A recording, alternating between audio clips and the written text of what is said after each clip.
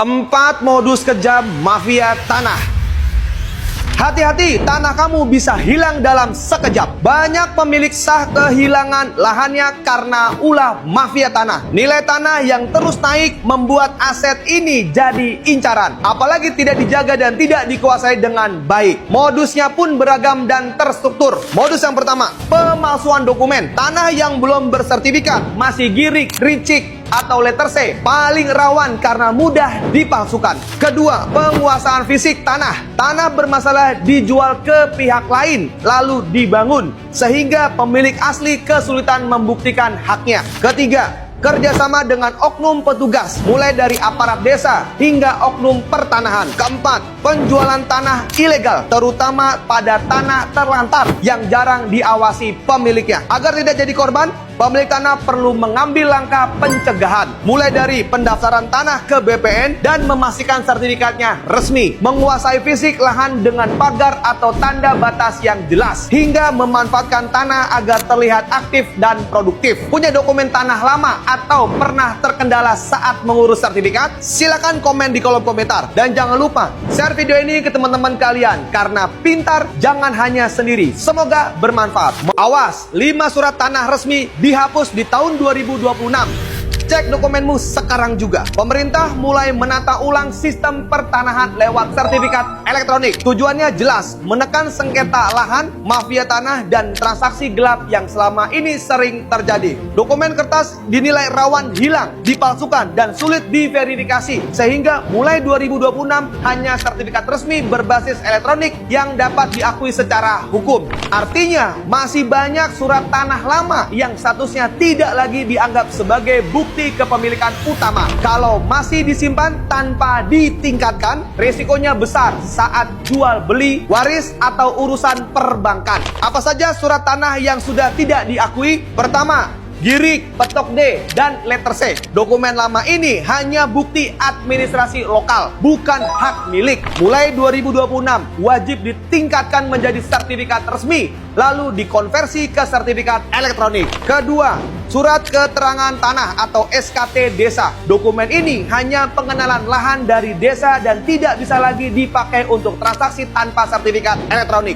Yang ketiga, surat keterangan riwayat tanah atau SKRT. Meski sering dipakai dalam jual beli atau waris, SKRT ini tidak punya kekuatan hukum kepemilikan dan wajib ditingkatkan. Keempat, akte jual beli lama yang belum didaftarkan ke BPN. AJB tanpa pendaftaran tidak lagi diakui sebagai dasar kepemilikan. Kelima, surat keterangan penguasaan tanah atau SKPT. Sifatnya sementara dan tidak bisa diproses lebih lanjut tanpa peningkatan ke sertifikat elektronik. Hak kepemilikan tanah tidak langsung hilang. Selama kepemilikan fisik dan administrasi bisa dibuktikan, hak tetap ada. Tapi tanpa sertifikat resmi, perlindungan hukumnya sangat lemah dan rawan disengketakan. Punya dokumen tanah lama atau pernah terkendala saat mengurus sertifikat? Silakan komen di kolom komentar. Jangan lupa share video ini ke teman-teman kalian. Semoga bermanfaat, karena pintar jangannya sendiri. Jangan ragu beralih ke sertifikat tanah elektronik. Kalau kamu butuh dokumen yang aman dan mudah diakses saat kondisi mendesak. Sertifikat elektronik menyimpan seluruh data kepemilikan secara digital. Data ini bisa diakses kapan saja lewat aplikasi Sentuh Tanahku, tanpa harus membawa secara fisik. Secara fungsi, manfaatnya jelas. Sertifikat tetap bisa dibuka dengan cepat, termasuk saat kondisi darurat. Masalah justru sering muncul di sertifikat fisik. Dokumen bisa rusak karena cuaca, hilang, atau terselip. Kalau itu terjadi, proses pengurusan ulang tidak sederhana dan memakan waktu. Dengan sistem elektronik, resiko tersebut bisa ditekan. Data tersimpan aman, rapi, dan tetap tercatat resmi di sistem pertanahan. Proses peralihannya pun sederhana, mulai dari ajukan permohonan di kantor pertanahan, lalu data dan sertifikat fisik diverifikasi petugas, kemudian data dialihkan ke sistem elektronik. Teteret-teret. Sertifikat elektronik diterbitkan dan bisa diakses lewat aplikasi.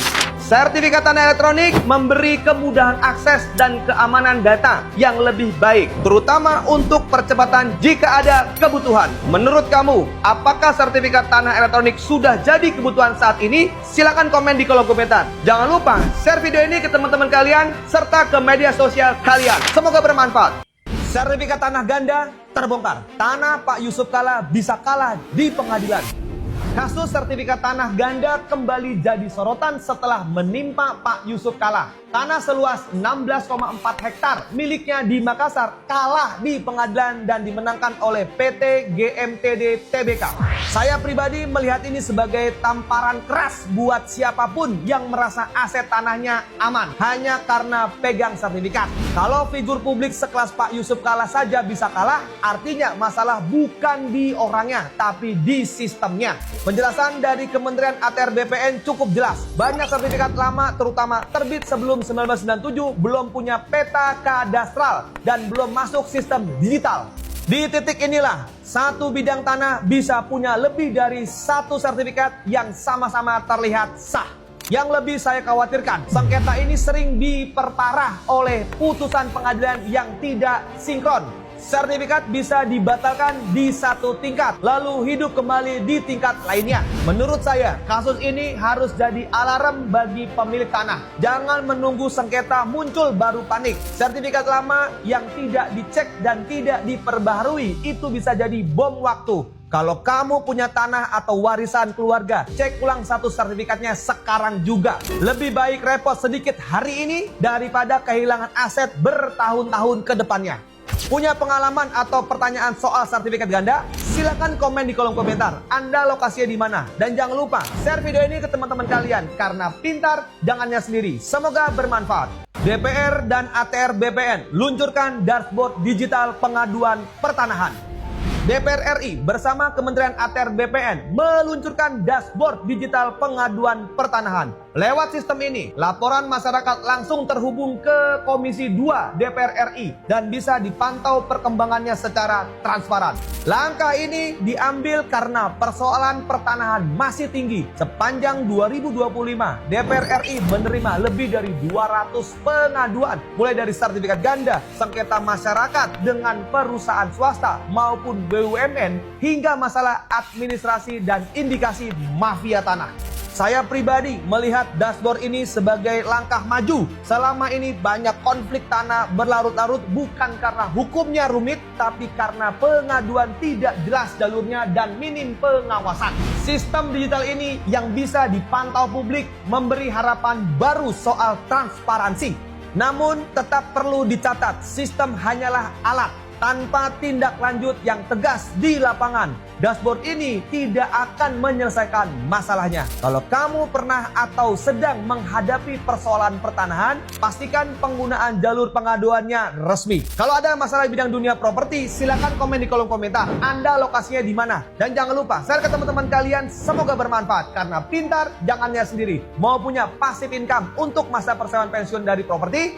Yuk ikut saya. Temukan properti kamu hanya satu klik. Mau punya properti? Yuk ikut saya.